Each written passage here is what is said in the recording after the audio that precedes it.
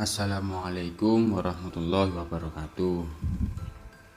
Di sini saya akan mempresentasikan hasil laporan saya mengenai sistem informasi manajemen apotek Birawa Anuraga yang beranggotakan saya sendiri Muhammad Riyadus Sholihin dengan NIM 10120101047. Yang kedua ada Astin Alia Jahyani 10120101028. Yang ketiga ada Deva Satria Angkasa dan 10120101016. Yang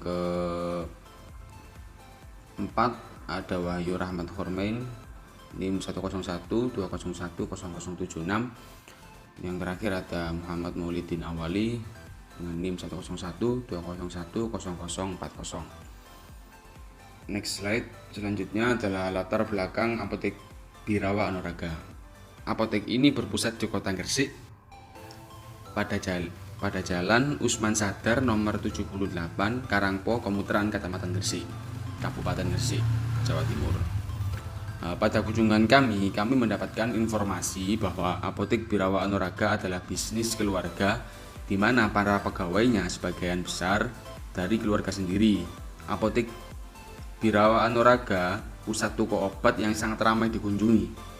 Dan gak cuma itu, apotek Birawa termasuk apotek yang harganya cukup terjangkau dibanding apotek lainnya. Sudah terbukti dengan banyaknya para customer dan atau pelanggan yang membeli. Pelayanannya sangat ramah dengan customer sehingga para pengunjung nyaman dengan layanannya. Jumlah pegawainya terdiri dari 5-7 pegawai yang rata-rata dari anggota keluarga sendiri. Untuk omset keuntungan terbesar per hari mencapai 2 hingga 3 juta tergantung jenis dan harga obat. Next slide. Untuk struktur kepegawaian yang pertama tentunya penanggung jawab apotek, owner, dan yang di bawahnya ada apoteker dan administrasi. Di bawah apoteker dia dibantu oleh asisten apoteker dan bagian gudang. Dan yang bagian administrasi di bawahnya ada bagian pembelian. Baik, di sini saya akan menjelaskan tentang data klien. Data klien berisi permasalahan yang dihadapi oleh apotek Birawa Anuraga. Yang pertama, larangan penjualan obat sirup. Masalah yang baru-baru ini terjadi ialah penjualan obat sirup yang dilarang untuk dijual belikan di seluruh Indonesia, yang juga berdampak bagi penjualan obat sirup di apotek Birawa Anuraga. Yang kedua, obat expired. Obat yang kedaluarsa juga menjadi masalah. Pasalnya obat yang kedaluarsa ini tidak boleh dijual lagi ke pasien. Dan kalau apotek telat untuk meretur ke supplier, maka mau tidak mau obat ini harus dimusnahkan atau ditanam, sehingga menimbulkan kerugian bagi apotek itu sendiri. Yang ketiga, laporan penjualan. Laporan penjualan setiap hari keseluruhan belum tentu sesuai dengan dana yang masuk, pemasukan uang, dan pengeluaran barang masih belum sinkron, semuanya terdata. Yang keempat, sistem. Apotek Birawa Anuraga masih menggunakan sistem olah data secara manual dan masih tertulis tangan, bahkan masih belum tersistem dengan komputer. Yang kelima, stok obat. Sering terjadi kekurangan stok obat yang dibutuhkan oleh pelanggan, terutama obat yang dari dokter ataupun resep obat baru yang masih belum tersedia. Selanjutnya, untung rugi. Keuntungan yang diperoleh perharinya bisa sampai sekitar 2-3 juta tergantung dari obatnya, dan bahkan bisa di bawahnya. Apotek Birawa tidak mengambil keuntungan besar. Untuk ruginya yaitu dari obat yang tidak laku ataupun kedaluarsa yang disebut expired. Selanjutnya saya akan menjelaskan tentang user need statement. Usernya yaitu apotek Birawa Anuraga. Need yaitu membutuhkan pengolahan data sistem informasi. Untuk insight-nya, melakukan perubahan dari sistem manual ke sistem teknologi untuk memuat data bisnis yang dikelola agar menjadi lebih mudah bagi apotek Birawa Anuraga. Selanjutnya akan disampaikan oleh teman saya. Baik, saya akan melanjutkan presentasi dari teman saya. Sebelum itu, perkenalkan nama saya Astin Alia Jahyani dengan NIM 10120101028. Di sini saya akan menjelaskan terkait alur persediaan obat. Pada bagian penjualan ada konsumen dan administrasi. Di bagian pertama, tidak akan terjadi penjualan jika tidak ada kebutuhan dari konsumen, dan seorang administrasi pemegang keuangan mengatur penjualan tersebut. Untuk bagian yang kedua ada retur. Retur ini dipegang oleh bagian gudang. Bagian gudang ini juga mengatur sebagai pembelian, di mana pembelian itu terjadi karena bertransaksi dengan supplier, atau supplier bertugas untuk penyediaan pembelian. Dan untuk selanjutnya ada bagian pemesanan.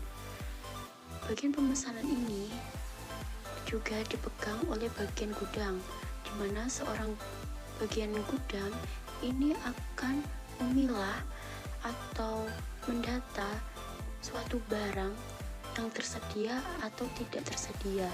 Kemudian jika barang itu tidak tersedia, maka bagian gudang akan segera memesan untuk sebagai stok barang.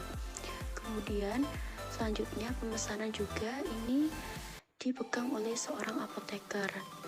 Seorang apoteker menanyakan kepada bagian gudang. Untuk selanjutnya ada sistem manajemen, di mana sistem manajemen itu terdapat beberapa sistem, yaitu ada penjualan, pembelian, user, supplier, kategori, obat, retur obat, dan laporan. Selanjutnya akan dijelaskan oleh teman saya. Baik, di sini saya akan menjelaskan tentang flowchart, yaitu proses transaksi obat.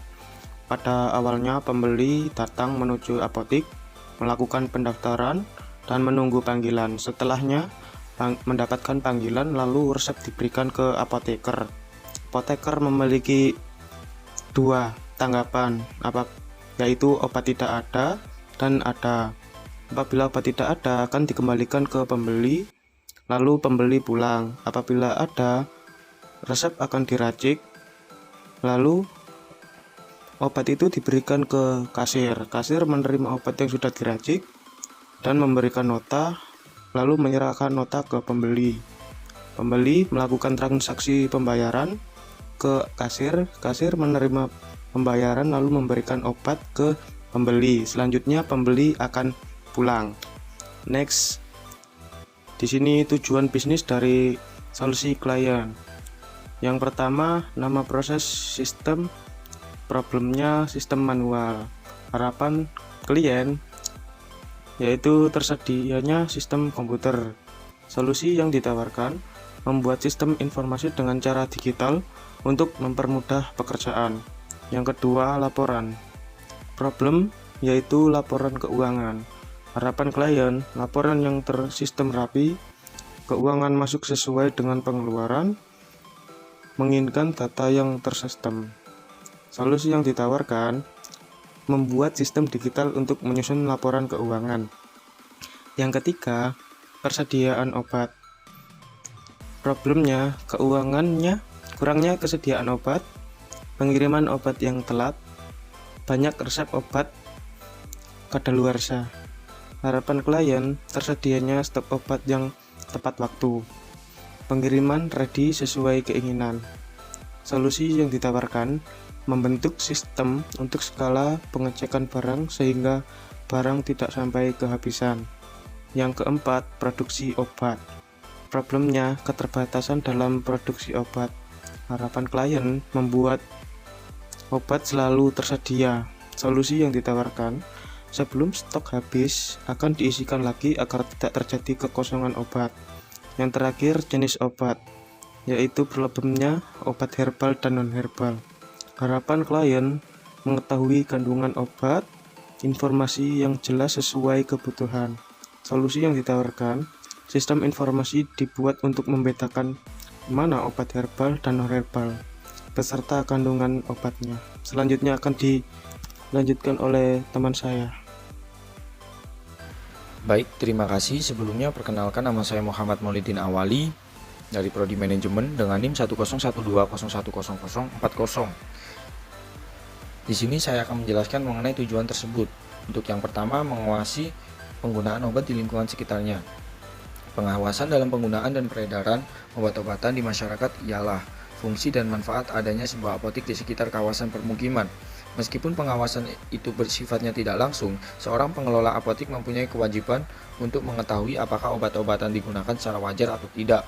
Dan untuk yang kedua, menyebarkan informasi tentang pelayanan kesehatan pada bagian pengertian apotik di atas. Ada beberapa apotik yang juga berfungsi sebagai sarana riset dan promosi produk medis. Apotik bisa menyebarkan informasi tentang gaya hidup sehat lewat kegiatan penelitian dan promosi tersebut. Dengan begitu, ia bisa menjalankan tugasnya sebagai penyedia layanan kesehatan.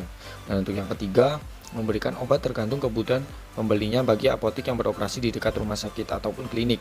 Mereka harus memberikan obat yang benar sebagaimana tertera pada resep dokter. Hal ini dapat mencegah timbulnya kasus penyalahgunaan obat-obatan ataupun kematian akibat overdosis. Ini juga sebetulnya berlaku bagi obat-obatan generik yang banyak beredar.